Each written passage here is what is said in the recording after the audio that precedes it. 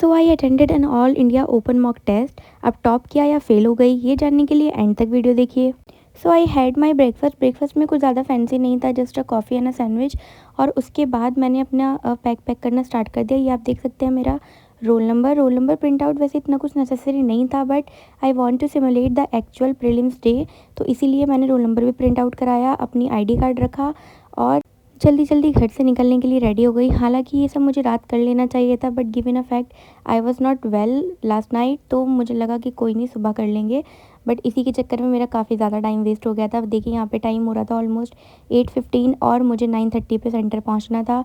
और मेरा सेंटर मेरे रूम से ऑलमोस्ट 1 घंटे की दूरी पर था। और यहाँ पे देखिए मेट्रो भी निकल गई, इतने में स्टेशन पे पहुँची। दूसरी मेट्रो का वेट किया और जैसे तैसे करके पहुँचे।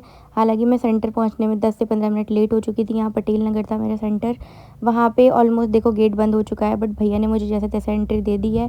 मैं अंदर गई, हालांकि टेस्ट स्टार्ट नहीं हुआ था। फिर मैंने अच्छे से अपना GS1 का टेस्ट दिया। Test was good. I was just disappointed by वो टाइम वाला थिंग कि मैं सेंटर पहुंचने में लेट हो गई थी। बाकी ओवरऑल एक्सपीरियंस अच्छा था। यहाँ पे मैंने अपना लंच भी कर लिया था। फिर क्योंकि 3 घंटे बीच में वेट करना था, तो हम लोग पार्क में आ गए, इधर बैठे रहे। फिर जब 15 मिनट रह गई थी, तो मैं सेंटर के सामने वाले पार्क में ही पहुँच गई, क्योंकि सुबह वाली मिस्टेक मैं रिपीट नहीं करना चाहती थी। और यहाँ टाइम से पहले सी सेट के लिए भी मैं सेंटर पहुँच गई थी और सी सेट का पेपर दिया। सी सेट भी was very very very good. जैसा मैंने सोचा था, सी सेट तो मेरा ऐसा ही गया।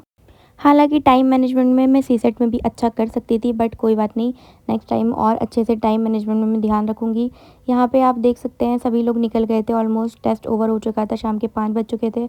और कितने सारे एस्पिरेंट्स आए थे, और ये सिर्फ एक ही कॉलेज के बाहर का है। तो अगर आप दिल्ली में रह रहे हो तो आपको ज़रूर ये अटेंड करना चाहिए, बहुत ही अच्छा एनरिचिंग एक्सपीरियंस होता है। और फिर हमें भूख लगी थी, तो हम आ गए थे ये मूलचंद पराठा पे। ये पराठा बहुत अच्छा था, प्याज पराठा हमने खाया। उसके बाद पहुंच गए थे मेट्रो स्टेशन घर के लिए निकलने के लिए। मैं यहाँ बैठ के यही सोच रही थी कि आज मुझे पूरे दिन में क्या क्या चीज़ें थी जो मैं अच्छा कर सकती थी। पहली चीज़ तो टेस्ट सेंटर पे टाइम से पहुँच सकती थी। दूसरी चीज़ की सी सेट में मैं और ज़्यादा क्वेश्चन अटैम्प्ट कर सकती थी अपनी टाइम एफिशिएंसी बढ़ाकर। सो या इन 2 चीज़ों का मुझे एक्चुअल डे पे ध्यान रखना है और इनकी अभी और प्रैक्टिस करनी है। या मेट्रो में as you all know Sunday के दिन सीट नहीं मिलती है, तो सीट नहीं मिली। पूरा दिन थके हारे 1 घंटा मेट्रो में भी खड़े होके ही सफ़र किया।